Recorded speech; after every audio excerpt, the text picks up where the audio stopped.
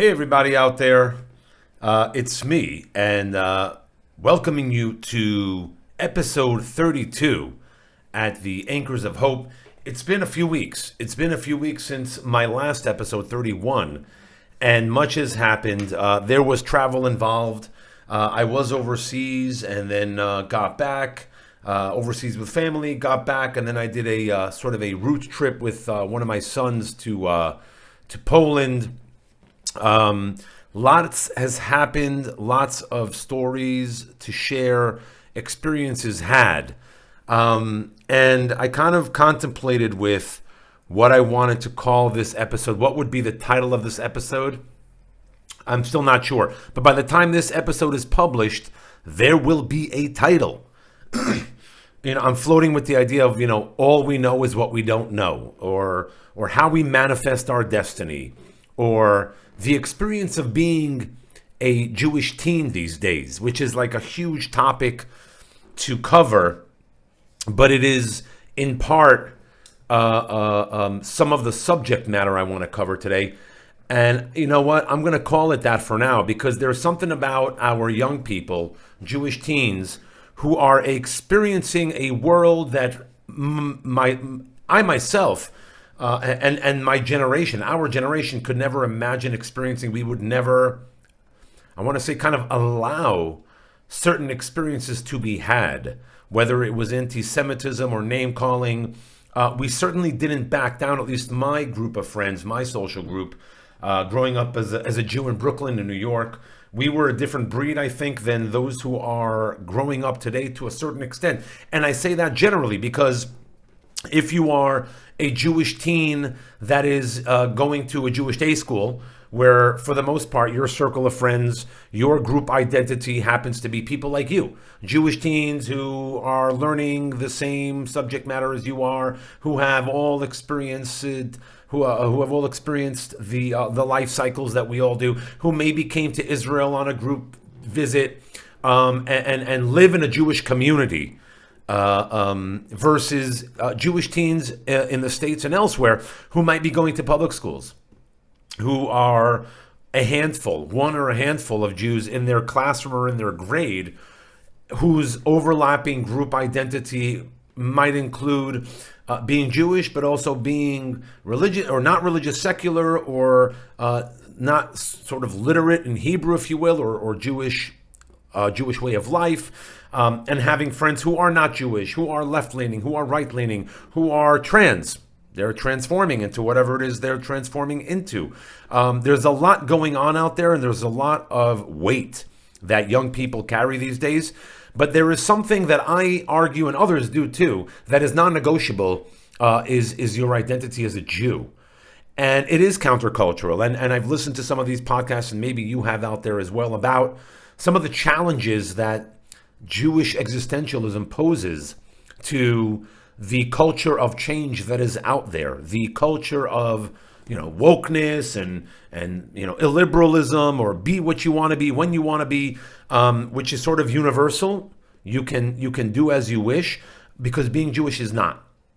Being Jewish is particular. It's not a religion. It's not a social class. It's not a political affiliation. It is a people. It is a culture. It is a nation. It is Am, right? Am Yisrael, something that we've been talking about here on this podcast. And you hear this in other talks that are being given out there. We are a people. We are indigenous to this land. We come from here, right? Judea, Israel.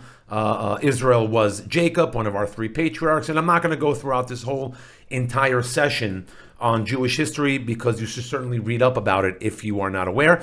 But it is important. It is important to know our history. It is important to know from where we have come, to try and begin to make sense of where we are today, and where we might be going, and how might we actually influence, impact, manifest our destiny, where it is that we're heading. And a lot of that has to do with learning our history.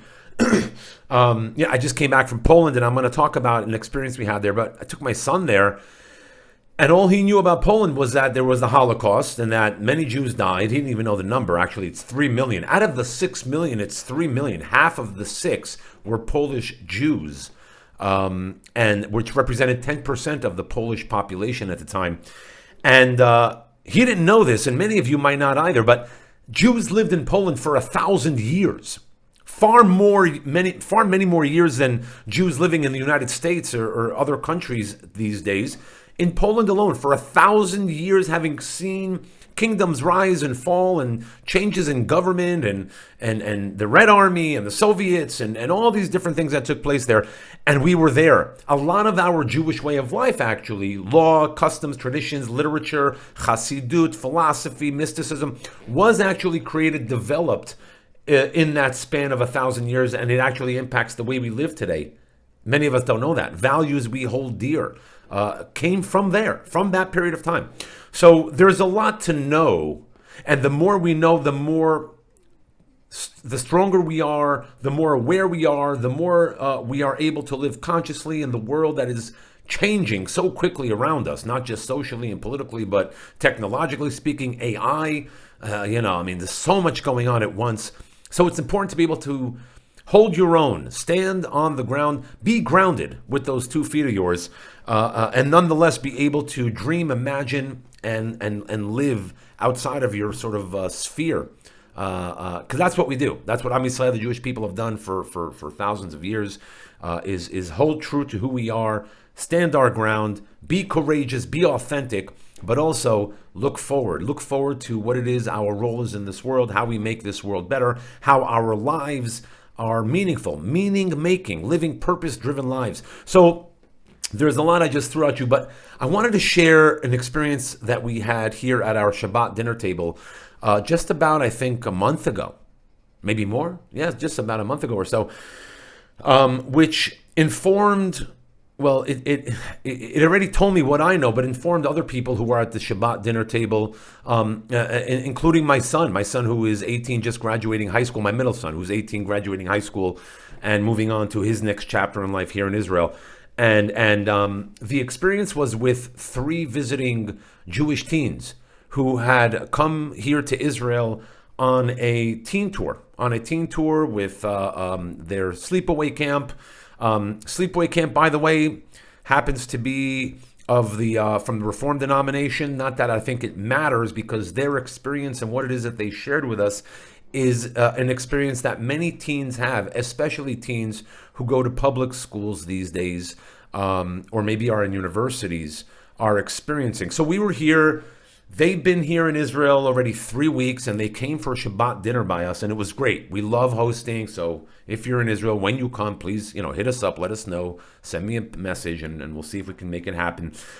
We loved and we appreciated the opportunity to host these 3 teens. They were from New York, and they had 3 weeks so far. They had been here for 3 weeks in Israel, having had an amazing, transformative experience here in Israel. Loved every moment. For each one of them, we asked, so what was your highlight? What was your defining moment? Was there an aha moment while you were here? And they shared, we loved going to the market in Jerusalem, Shuk Machane Yehuda. One person really appreciated being at the Western Wall, right? Judaism's holiest place. Someone else loved Tel Aviv, and they all love Tel Aviv, of course, who doesn't? But being by the beach and watching the sunset, right? Because if you live on the East Coast of the States, you're not watching sunsets over the sea. Here in Israel, it's the West Coast, right? So we see sunsets. They love Tel Aviv. And then I ask them, what are you going to take back with you? Which is a question we often ask on other types of tours and birthright trips and Masa. And adults, some of us who have been here many times, right? We might reflect, do some self-reflecting, cheshbon nefesh, and think about, what is it that I'm bringing back with me to the States? What am I going to share with my friends, my family, my colleagues, having just come back from Israel? And I asked them, what are you going to bring back with you? And they said, literally, all 3 of them at once. It was like a chorus. They were like, well, we can't tell our friends that we were in Israel. I was like, okay. Now, I wasn't shocked, because we know that young people are challenged by sharing their relationship with Jewish identity, let alone Israel, for fear of backlash and how their circle of friends, their classmates, people in the neighborhood might react, people on campus may react, but all 3 at once said, we can't tell our friends. And everyone at the dinner table, we kind of paused for a moment. We were like, oh, wow. I mean, A, that sucks. B, that's like, wow, okay, so why can't you? And right away, me being, this confident Yid who's proud of who we are, what we stand for, not going to back down from anything pretty much, right? I want to kind of be like, what are you talking about? So I gave them my shtick and I talked to them about who we are and what we are and the courage that it takes to be Jewish today and proud in all its complexity. Yeah, we're not perfect, but... and here's what I think to a certain extent happened at that table. So, their reaction, it wasn't necessarily social anxiety, though it might have seemed as such, or social or fear. I think that what the three teenagers were actually coming around about was something about fear of translation to a certain extent, right? The fear of being authentic, or how they might they explain who they are, because they had lived something here in Israel that had changed, that had shaped them, that had changed the way they understood themselves as Jews. If until that point in time, they were just teens like any other teen who was coming on a trip to Israel, because that's what everyone does at their sleepaway camp at that age. Whether it's your junior year in high school or your senior year in high school, a lot of sleepaway camps do this. They had come of age, and now was their turn. But what happened, and what happens to many who come here, is that there is all of a sudden this realization that it's not just that. It's not just a good time. It's not just having that selfie when you get to the top of Masada with the sunrise, or meeting an Israeli that you might kiss, or whatever, or getting a falafel on the beach of Tel Aviv, or jumping into the Mediterranean Sea, or just going to a party, right? That's fun. There's something much deeper that takes place when you come here, whether it's your first time or your 50th time. Because certainly I know, until I made Aliyah 15 years ago, and made Israel officially my home, every visit I had, and I was here 2-3 times a year, every time I left, I felt something different. Something had happened, something had changed. So for them, these teens, it's the first time that they literally experienced a change, an internal change. And they suspected, and I believe correctly so, that this experience was going to be a challenge for them on their return home. That on their return to their hometown, to their neighborhood, they might not have the vocabulary, the words, to be able to describe, on a general sense, just to describe to themselves or to their parents what they experienced, let alone to this atmosphere, to this environment, this vile, anti-Israel, anti-Semitic, Jew-hating environment that they're experiencing. I know it sounds crazy, and for some might say I'm exaggerating. I'd love to be the one who's exaggerating. But we know what's happening out there, and we only know a tad bit of it because it's not us to the extent that are experiencing it as much as our children are, our teens in high schools. It's in high schools now. It's not just in businesses or BDS or college campuses, of course. It's been there for over 20 years now, right, since 2000. It's in high schools. And they are on the front line today. They are experiencing more than we even know, because they are not just, we're reading about it, they're experiencing it. So what do you do with a truth, with an experience that is real? What do you do with that vis-a-vis your community, your circle of friends who cannot hear that yet, who will not hear that yet, who might even deny that experience you're having? You don't know how to navigate that conversation. So I want to keep that story there for a moment. And then I want to jump forward to my trip to Poland with my middle son. So we were there. We went to Warsaw, Lublin, Krakow. For me, it's personal. For my son as well. My family, my grandparents are from there. A couple of Holocaust survivors experienced the worst that humanity has to experience. We all know the story. If you don't, learn it. So there's that piece. But there's also the piece of my people having been there for 1,000 years and learning that history. And also learning about the return of Jewish life, right, to Poland, in Warsaw, in Lublin, in Krakow, and elsewhere. So I was with my son. We were now in our second stop. We were in Lublin. We were taking the train from Lublin to Krakow. A train ride that was supposed to take 3.5 hours took us 8 hours because the train broke down. The engine broke down. We were literally in the middle of nowhere, cornfields surrounding us.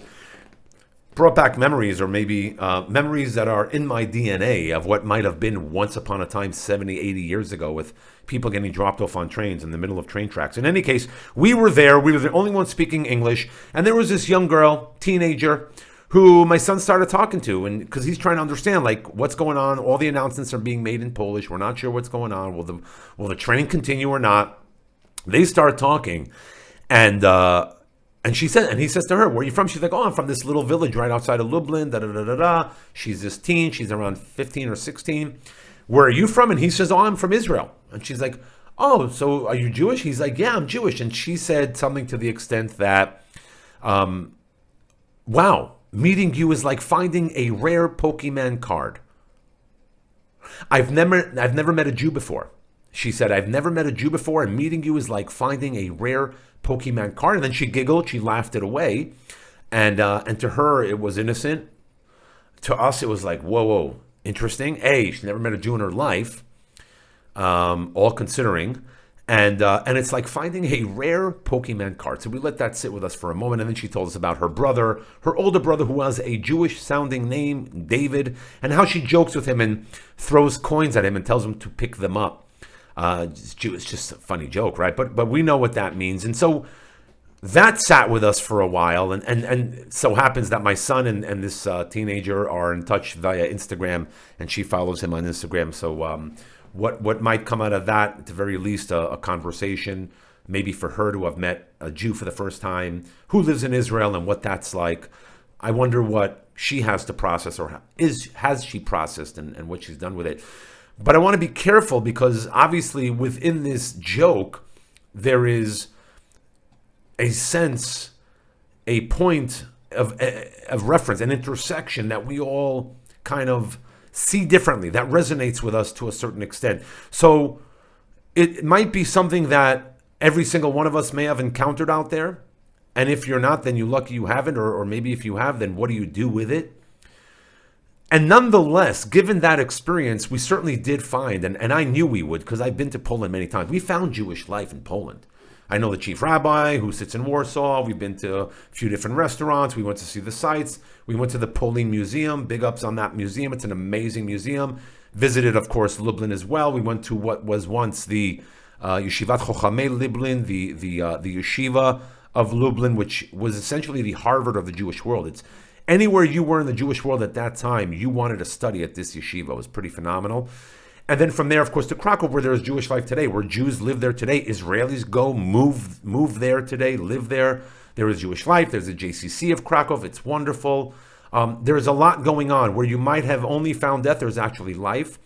And personally, I felt really comfortable, but also in terms of my own identity, I felt a connection there spiritually. I felt like I've been there before. The Polish being spoken didn't seem foreign to me. The food that we ate, certainly not foreign, as I grew up with a Polish mother. Still, thank God, God bless her, till 120 is alive, right? She was born in Poland, my grandparents Poland, so we grew up eating these foods. And so there is life, and there is opportunity. And history, as we all know, does repeat itself, and history, like anything else, runs in cycles. It is cyclical. So where we once was for 1,000 years and then were exterminated to a certain extent, now we're back. And where we see things happening around other parts of the world, and we're concerned about where they might lead, where that might lead. Will it get as bad as it once was in the U.S. or Europe? I mean, Europe is, we know what's going on in Western Europe. But history is cyclical. And so if there's any sort of comfort in knowing that what happened, but there is always life. To every dip, there's a coming up, right? To every fall, there's an arising.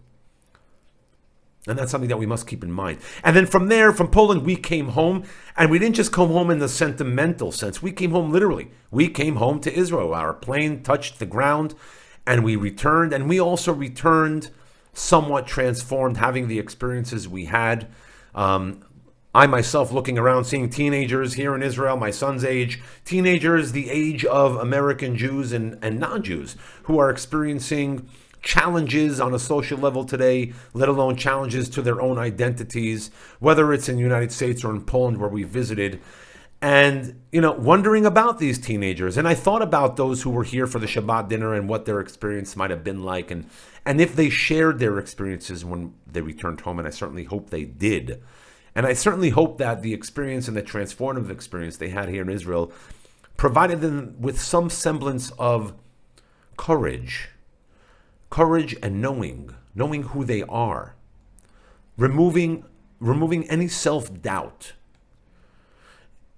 in their membership to this people, to what I call the winningest team in human history. And so that brings me to this final sort of closing, if you will, for this episode, which is about choice, Bechirah. The root word doesn't necessarily mean preference. It doesn't mean preference. It means the act of selecting one path over another.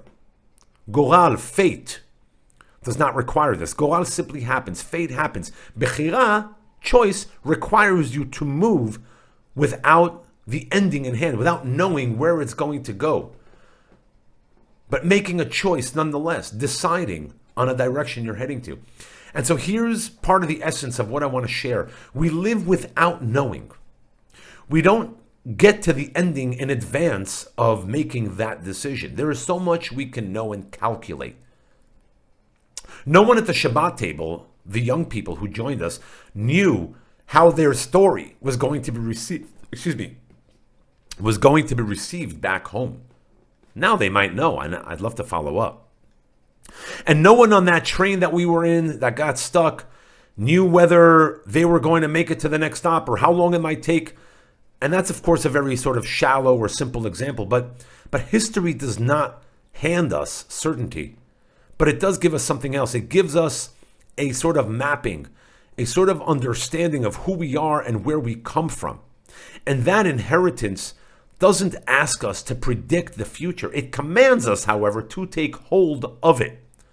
To manifest destiny, in the truest sense of that phrase, is not the certainty that the outcome is guaranteed, but it is a conviction. It's a conviction that we are the ones responsible for shaping that destiny, that through learning, through engagement, through taking action, through being active agents and not passive witnesses of history or standing on the sidelines, through conscious decision-making to live as Jews, to live as individuals, to live as being part of something much larger than ourselves, rather than living by default.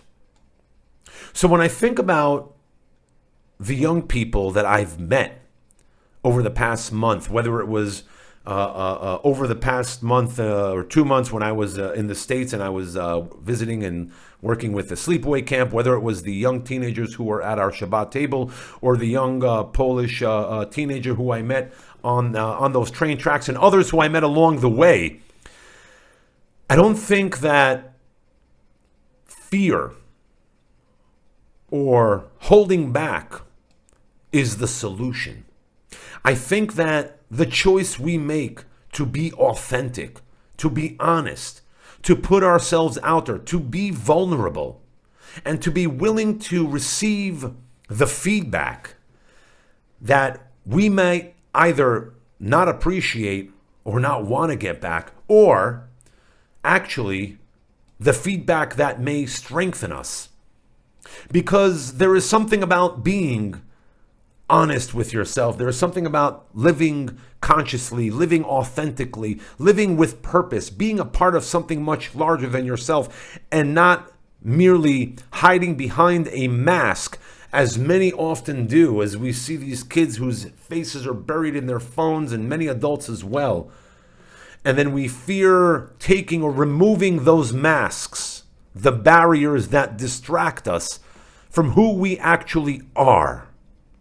And we do a disservice, a tremendous disservice to ourselves, to our loved ones, to our social circles, to our families, to our communities, and of course to humanity. Because who knows who we are supposed to be if we're not being our truest self? Which always leads me to that last question of what kind of ancestors are we going to be? If we can't have open and honest dialogue, then we're never going to grow, we're never going to learn, we're never going to challenge who we are, what others might think, or what others might think is true, if all they have to base their truth is on a 6 or 10 second Instagram reel. So let's remove those masks. Let's be honest with ourselves. Let's ask those difficult questions. Let's challenge not only ourselves, certainly ourselves, it starts with us, but let's challenge our children, our teens, the young people among us. Let's ask those difficult questions, because if we don't ask them, somebody else will. So let's prepare them for that. Because life is beautiful. And the grass isn't necessarily green on the other side. The grass is green here. It's what we make of it. It's the life that we decide to live. So my hope is for all of us to be our truest selves, to not fear being vulnerable, to be courageous, because all we have is time. All we have is life to be lived and make meaning of it. Sending everyone love and light from Israel. Until next time, everyone, Am Israel Chai.